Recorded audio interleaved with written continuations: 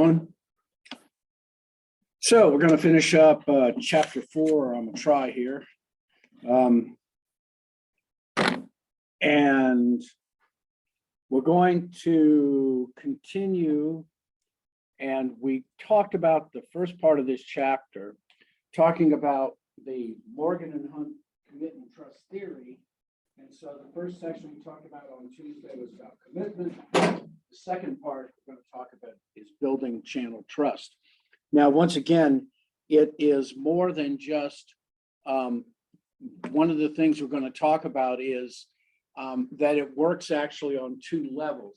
It is an internal willingness, a need and a desire to build trust, but it also has to do it on an actionable level as well. And so that's why we're talking about two different distinct things that we're doing, okay? So trust is complex. It's very difficult to be able to come up with a defined, real, definition. You could spend a week of it and talking about marketing theory, but for our, sake, we need a definition. And for us and for your test, to trust is to believe in a member's integrity, a channel member's integrity, and their concern for mutual well-being. Trust means that you believe that the partner will act in a benevolent manner. And I can cite you many studies that talk about benevolence, which also is sincere kindness, if you really want to put it in a general way. It builds trust. And there's no doubt about without a reasonable level of trust, you can't function in a relationship. And especially for business relationships as well, which are enormously complex. They're as complex as each individual in the entire chain. Relationships require commitment, and commitment requires trust. It's one right after the other. And a reasonable level of trust is necessary for every.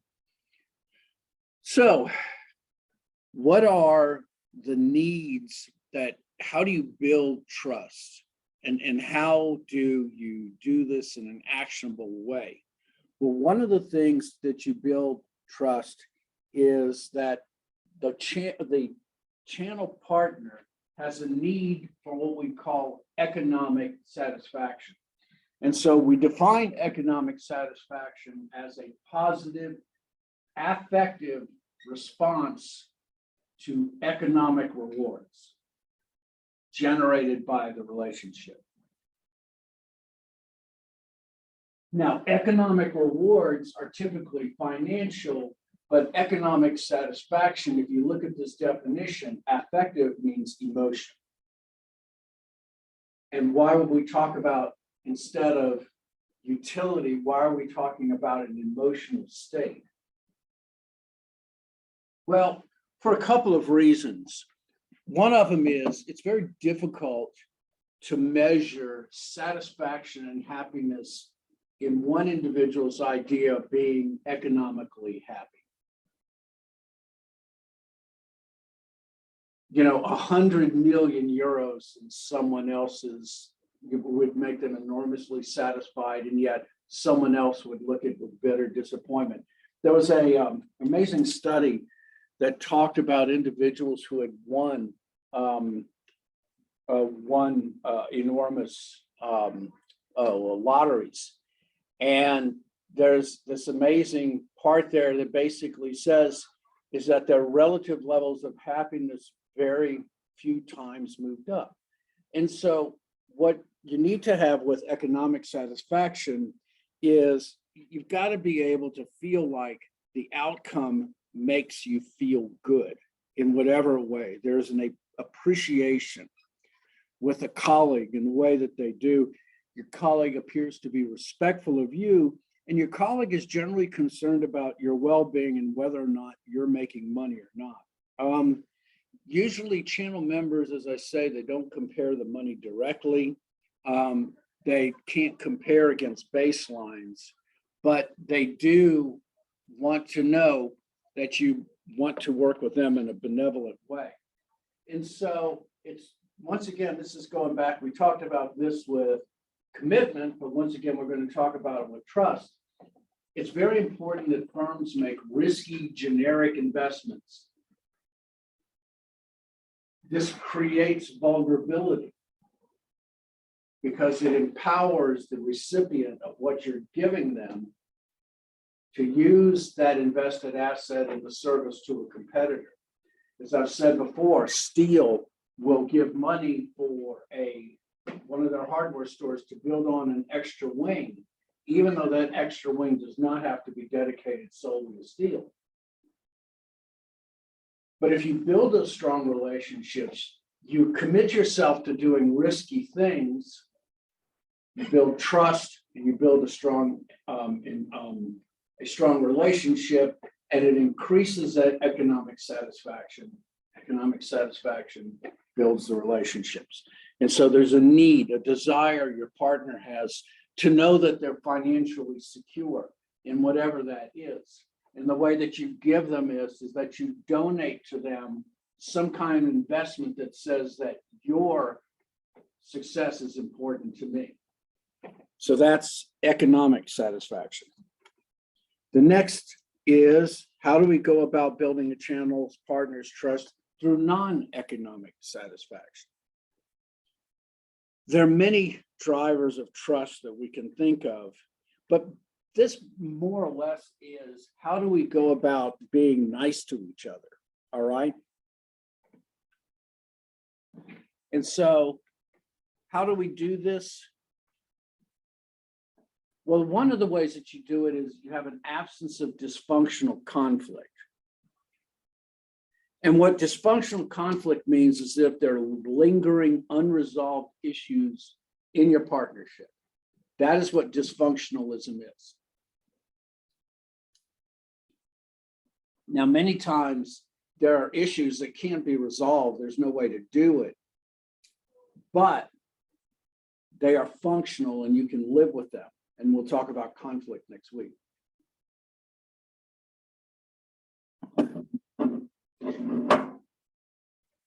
Now, two other ways are the absence of coercion. In other words, there's a free interaction on both sides, which is extremely important.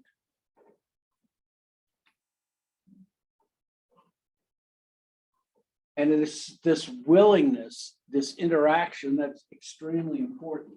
Now, at this point, I'm also going to bring up two concepts, and they have to deal with fairness. And I'm getting ahead of myself, but I wanted to go ahead and jump in and put them up. And you'll see these either called fairness or justice. It depends on who's doing the writing. And so there's two types. One is called procedural fairness.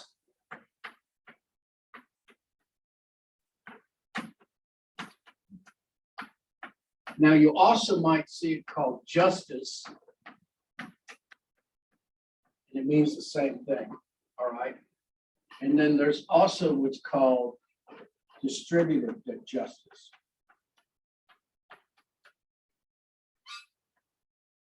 Let me make sure I keep it right. Your book actually uses these interchangeably, and you do actually. Doesn't matter how you wish to or care to write it. So what procedure fairness means is the feeling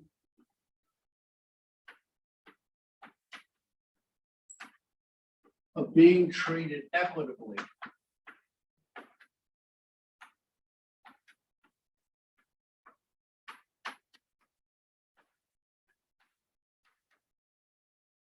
in your day-to-day interactions.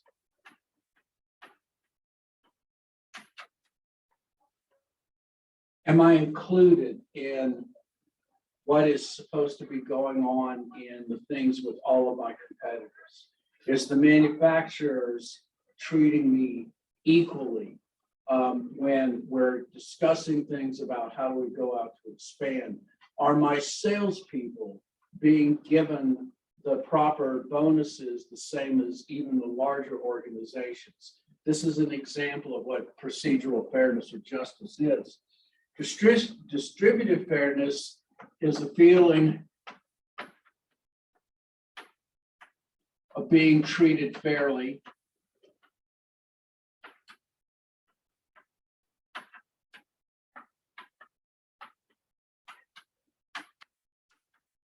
In the distribution of rewards. So I'm a smaller partner than Walmart, but am I given what I would consider to be the same kind of relational reward as it would be if Walmart was my size? That would be an example.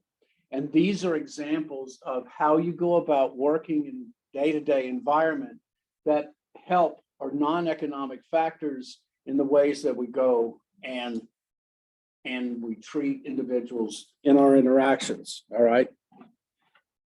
Now, sometimes you'll come up and your partner is going to be enormously smaller than you are, all right? It can be that, like Walmart or Amazon especially, you can have a partner who simply is, you don't have the possibility of being able to have equity in the relationship, all right? There is a power there that one simply overwhelms with another. And there's always this possibility of a failure of relationship. So along with these other things, what large companies want to do is they want to see if the smaller company has what's called goal congruence.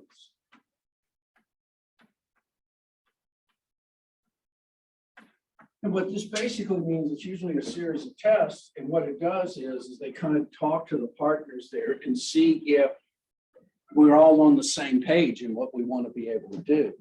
Can you provide something unique, even if it's small, if your goals and my goals are the same? And if you remember when I showed you commitment trust, that line for shared values both affects commitment and affects trust. And so this is, once again, another way of building trust is to know that your partner and you are all moving in the same direction.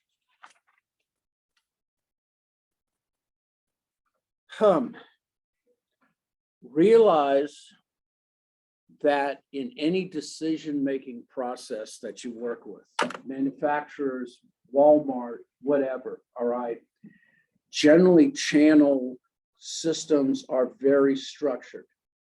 They're structured by contracts. They're structured in the way that they give rewards and the way that they give punishments out. And though contracts are important, the difficulty, however, is that contracts many times hurt relationships. The contracts do not solve the issue of building trust. They just verify or they keep you from losing your shirt. And central to that issue is the concept known as centralization. When all of the decisions in an organization occur only in one place, that hurts trust, all right? Centralization, it offers a way to marshal all of your resources, to get things done, to go with one page.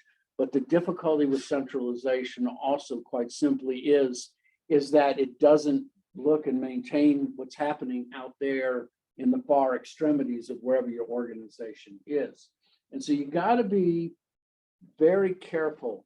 What you want to be able to do is create organizational structures that are decentralized. I mean, they can't make major strategical and tactical decisions, but they can carry out the business in their own unique ways, in ways that satisfy them. So one of the things that Walmart has, I have friends who work for Walmart many years ago. And one of the things that they do is they give the managers within Walmart many flexibilities when it comes to maintaining the way that they work their employees. So I had a friend of mine who had cancer, had difficulty with his kidney. His wife worked for Walmart. Because she was a full-time worker, they allowed her to, they transferred to Florida where he could get the proper treatment. She was able to go work in Florida. And when she came back to Columbia, Mississippi, she kept and maintained her same position. The manager there very easily could have had someone else step in, but Walmart gives a certain amount of decentralization in there. And though we're not talking about with partners, it certainly builds trust within your organization, all right? And so, as I've said, formalization relies on rules and structures. And it does, I will say this, is that the rules can be important because it helps to clarify how you're supposed to perform in the relationship, all right? But not in a contractual way. Do you understand what I mean? If I'm forced to do something by a contract, all right, it means that I am given very little freedom to make choices. If I have a format, if I have a framework for doing it that's mutually agreed on, then you and your partners can willingly accept working together. One of the reasons why they don't allow employees to make certain choices is for the protection of the employees. It's easier for employees to say, "I'm sorry, it's not the policy of our store." It's easier for them to say that than to be forced to make a decision on their own without knowing. And that does increase positive attitudes by the people who work for those organizations.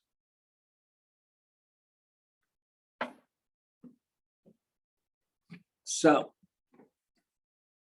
all the top management can do is try to create a structure that is conducive to building trust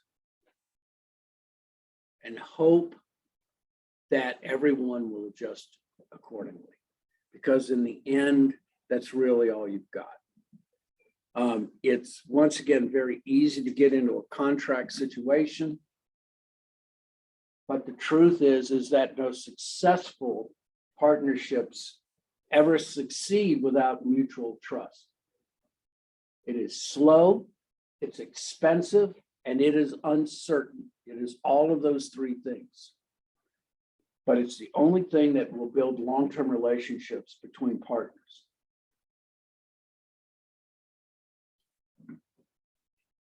Oops.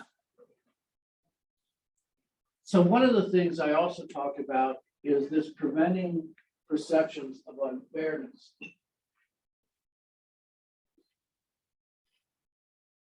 I'm trying to make sure that I can say this and it'll be testable. Probably the worst thing that erodes relationships is a perception of unfairness. You might see that in an essay question, letting you know. All right. If you have any unresolved perceptions of unfairness, then you have the worst thing that you can have in any situation. It not only directly undermines the trust, but it aggravates all of the negative effects of dysfunctional conflict or opportunism. And I put those two things there as measuring sticks for fairness. To be perceived as unfair is relationship acid, as I think Palmentier put it. Because many other things that we can all deal with a lot of things. And, we're all adults. We all feel like we can, but if we feel like we're being treated unfairly, and not only that, but we have proof that we're being treated unfairly, those are the things that drive us over the edge and make us simply don't want to hang on and continue. All right. So perceived unfairness, yeah, probably find a question on that. So what are the 4 baselines?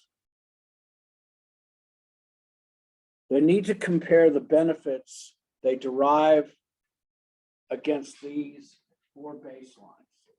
How much they put into the relationship,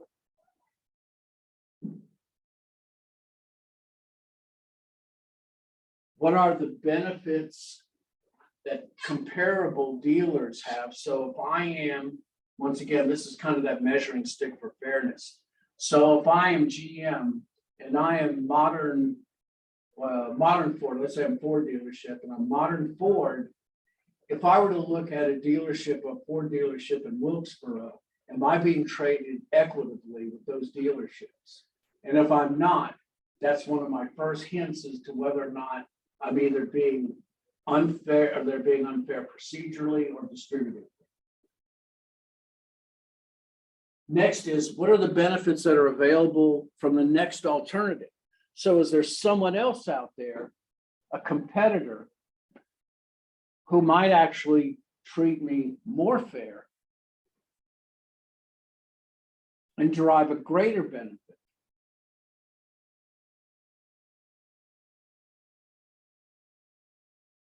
And then finally, the actions of the other parties and how they input and their willingness to work with.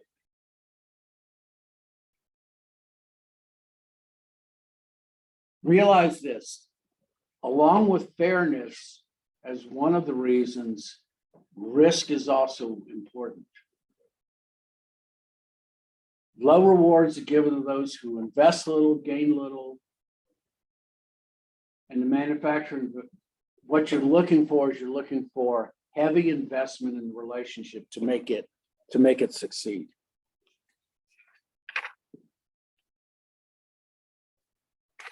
And so one last thing, when I talk about investments, I want to use this word. I've used it once or twice, but I want you to notice it now, okay? It is called idiosyncratic. Okay, an idiosyncratic investment.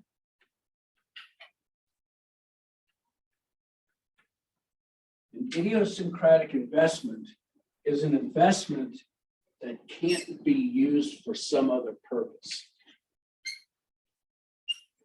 And so I'm going to invest in doing something unique. And that unique investment only helps you. And so generally you're talking about investments both generic and idiosyncratic.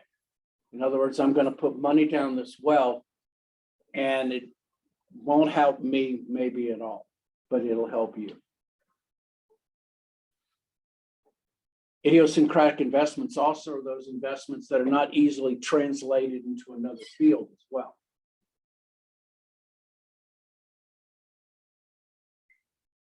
And so both of those are important tools for building.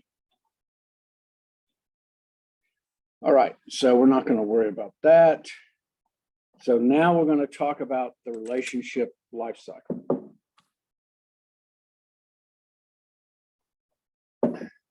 So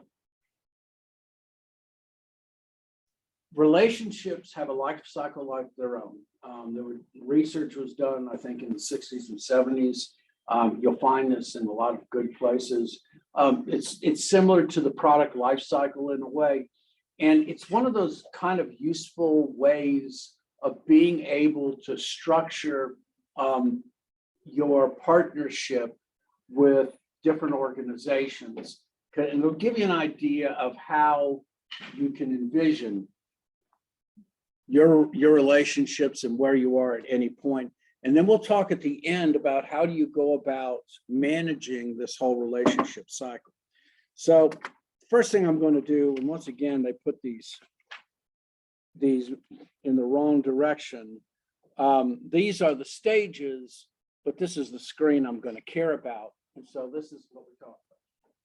Okay, so the first stage in the relationship is awareness. And awareness is when one organization knows of the existence of another partner and you're aware of them, but you're not considering those individuals as partners. When I was at the computer store and at Omni computer store in Lafayette, there were like 4 other computer stores in Lafayette. There was Intercom, there was Entree, and one other independent store, I can't remember. Anyway, we all kind of knew each other, and the managers of the stores all kind of knew each other as well. I mean, it was not like, big surprise or anything. You experience transactions maybe in each other's domain. But many times I called up my friend at Entree and told him I needed some paper, and he charged me an outrageous rate, and I just charged it to the customer. But, we both knew each other, and we kind of helped each other out when we needed to. And so that's the awareness stage. You just know you're there. The second stage is the exploration. And so you start testing and probing by both sides to see if there is some kind of mutual satisfaction that you can find together. You may investigate or start with like a trial. So like they become part of your dealer network, and you give them something, and what you're trying to do is you're trying to be able to create some interaction, some daily kind of activity. You also find at the beginning of this is where the bargaining starts. And so you start to discuss basic things like, what are your credit references? What are your rates? Can we go from COD cash to, let's do it 30 days? There's a real sense of power and justice. You're trying to move together to see if you can interact together. And then what you find is the appearance of what are called norms. And so there's a normative way that you act. You act the way you should expect to act to any other manager. You start to have a respect for each other. You start to define your roles with each other as well. There's a marvelous book called I'm Okay, You Okay. And I'm okay, you're okay. And it talked greatly about how our role definitions start to work when we become, connected with relationships. But what happens is each side draws inferences from the others, and they test. And this is the stage when the relationship can be terminated at either side. At some point, if the relationship is still going, then you get into the expansion stage. And it's important to understand that in the relationship is not linear, all right? It doesn't follow an orderly path. And in the expansion happens fast. And so we'll talk about relationship velocity. But the benefits expand. You start to see an interdependence together. You're willing to take greater risk. You have greater satisfaction, greater rewards. Their goals start meshing together. There's an increase in communication. Your alternative partners are not quite as attractive as they look or should be. And the key feature of this is each party seeks new areas of activity to maintain consistent. And so what we see is a broad expanse and a real connection, a real interdependence together, which is finally realized to its best in phase 4, which is commitment, where the relationship is established. And what's happening now are their interactive processes to build and maintain the relationship. You're no longer, sounds like you're significant other thing. You're no longer just thinking about, today or tomorrow or next week. You're thinking years down the line. You're thinking further out. You have higher expectations for both sides. There's a greater trust and a greater dependence. Partners resolve conflict and they adapt to each other. They have shared values and shared risk, and there's a mutual dependence, a genuine mutual dependency with each other. And remember, power and the mirror image, dependence is a good thing, all right? So you have adaptability, loyalty. Remember that loyalty when we talk about brand loyalty, it's that willingness to maintain with a given item, even when better alternatives exist. And that's what loyalty is. And so these are all of the things that set the relationship apart. And then the last thing doesn't always happen, but the last phase is decline and dissolution. And generally decline and dissolution happens when there is a lowering of investment by one party.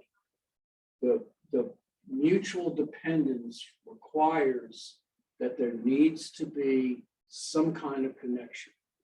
But usually one side lowers their particular connection in one way or another, and it can happen for very many reasons. But then you start to see a mounting dissatisfaction. One side may hold off investment. That lack of investment provokes the other side into reciprocity. And then what can happen is the dissolution can be abrupt.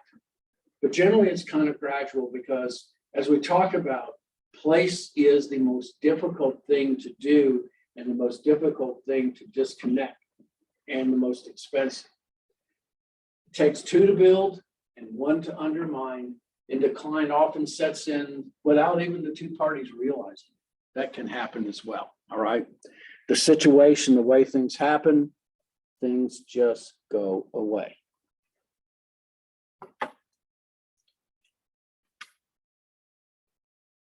So, how do you manage the stages? Remember, development and commitment in any relationship takes time.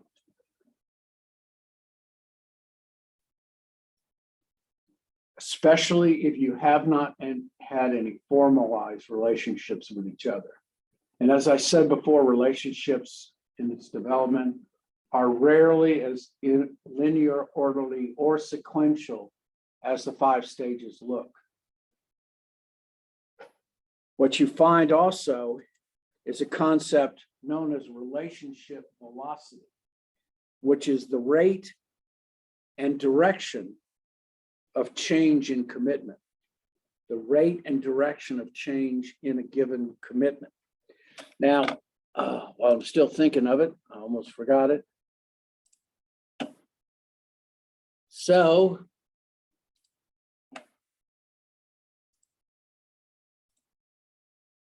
this is an article by the author of the book, as I showed on Tuesday, Palmentier and Gruel and Gunn.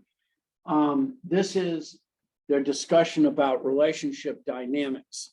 And the big part of this that I want you to see is this right here, is this research they did, which is a stretch out in commitment over years of time.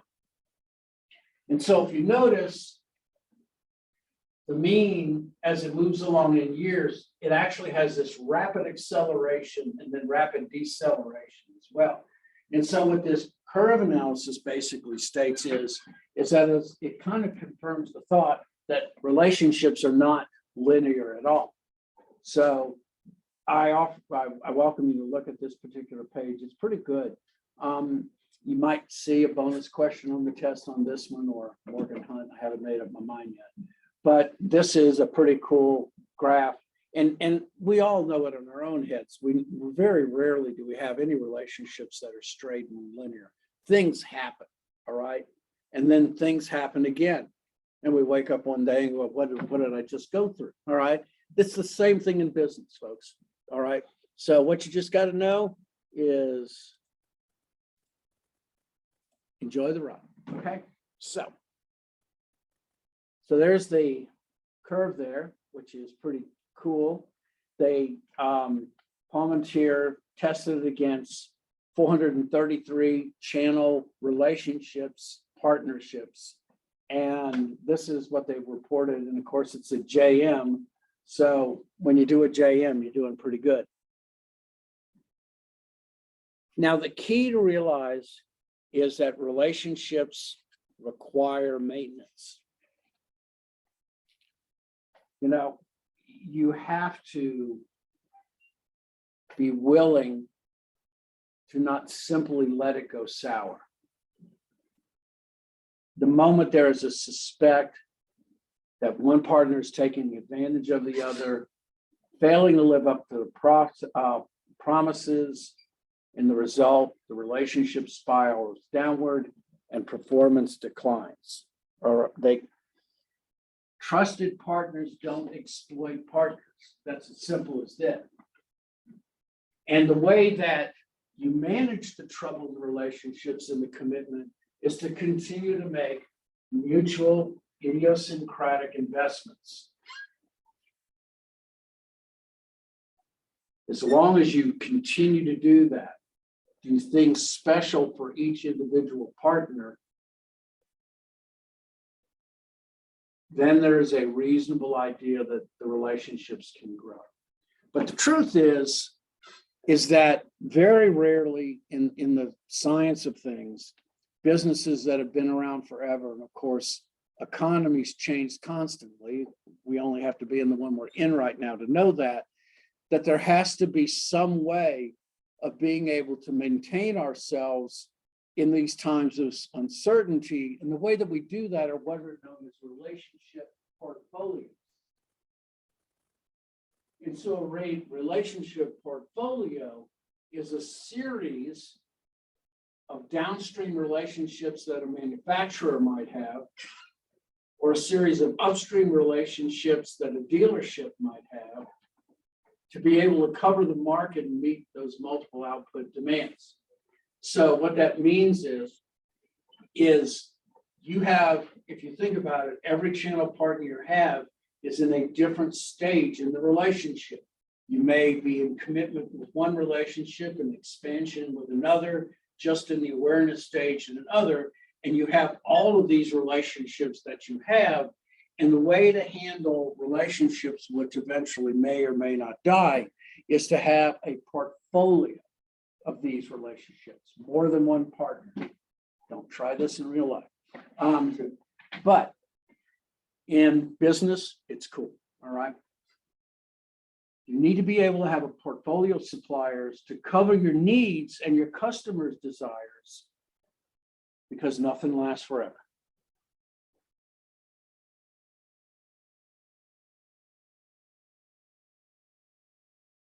Okay, last thing, and we're getting the heck out of here. Relationship quality just entails the combination of commitment, trust, and satisfaction. How good is your relationship feel? Are you satisfied with it? More than just satisfied, but does the relationship bring you strength? All of those things add up, and it's the wide range of values that reflect your overall status in the relationship. And if the relationship has quality, it has the desirability to continue it in an indefinite state. So last thing we need to talk about is what happens when we talk about the omni-channel, which seems to come in and muck things up all over the place. Well, because of the demand for seamless integration, and it requires parties to commit to a much deeper level, it will require upstream and downstream partners to make many relationship-specific investments. Amazon has this entire dealer marketplace that they have invested billions in to bring marketplace individuals to use their website. And Amazon has done one thing more that eBay hasn't done, and Amazon has one shipping service, and that's it. They take care of all the shipping. In the omni-channel context, interdependence and commitment are greater than they would be in the multi-channel context. That's important. Commitment and interdependence are much more important in the omni-channel than the multi-channel. And realize it's this cross-channelization that goes on in the omni-channel, serving different customers with different segments different customers using different channels to be able to first search, look for their particular item, choose the best one, and then find their own different way of getting it delivered. All of those things means that all of that has to be that much more seamless together, and realize if the consumer experience is to be heightened, trust and commitment needs to be seamless. Which is probably the reason why, if you kind of look at Amazon is kind of the way that they do it in their setup. They're the big dog on the street. I mean, they set the rules, but the reason for Amazon's success is quite simply because they do, and because they demand their partners to do things in particular ways. I just saw where Amazon may be buying Kohl's. Yeah, they put up a bid for it. Kohl's they had 2 bidders on it, and apparently Amazon wants to bid. So it's what we talked about before is that the omni-channel environment, or multiple channels, those individuals who use more channels spend more money. So Amazon is talking about getting into that game. So, well, they're already in it with Whole Foods, but that's just the Whole Foods. There's an entire other wealth of electronics and other things that they could buy in with Kohl's that hasn't been done yet. So I'll Tuesday, today's Thursday or Friday, Tuesday, I'll come in and do the article. Okay. We hope to part of the omnichannel with like stuff, so go in store, go on.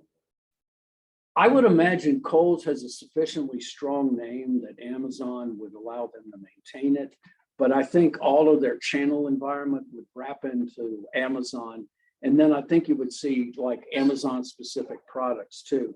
So I would not be surprised to see like electronics department in a Kohl's where they're selling, the Kindles and those kind of things. I don't think that's unreasonable. I think it's like I've been saying this for a year or two now. Amazon's looking to put a footprint out there, because as much as they've captured that whole online world, there's still another one that Walmart is still 4 times bigger than them, or 5 times bigger. So, Walmart does, was it 500 billion? They do $500 billion in sales every year. And so, yeah, as good as Amazon is, they're still second cousin right now. So it'd be kind of cool. It'd be interesting to see. Don't know. I really don't. So anyway, this last little slide here kind of helps you to talk about and give you a better idea of how they work together. So if you were going to see this as a test question, you might see this as an essay, and you might be asked to compare the relationships when we're talking about the omni-channel versus the multi-channel. Commitment needs to be deep in the omni-channel. Relationship-specific investments has to be higher. The interdependence has to be at the maximum. And of course, integration has to be seamless, whereas the multi-channel, because it's basically siloed, each one is unique and separate, it doesn't have to have the dedication that you have in the omni-channel. All right, we made it through. All right, so that's the rest of that chapter. Enjoy Sundays. We're supposed to have some snow, so stay in and have a beer and watch the Super Bowl. Okay. All right, folks. See you. Have a good one.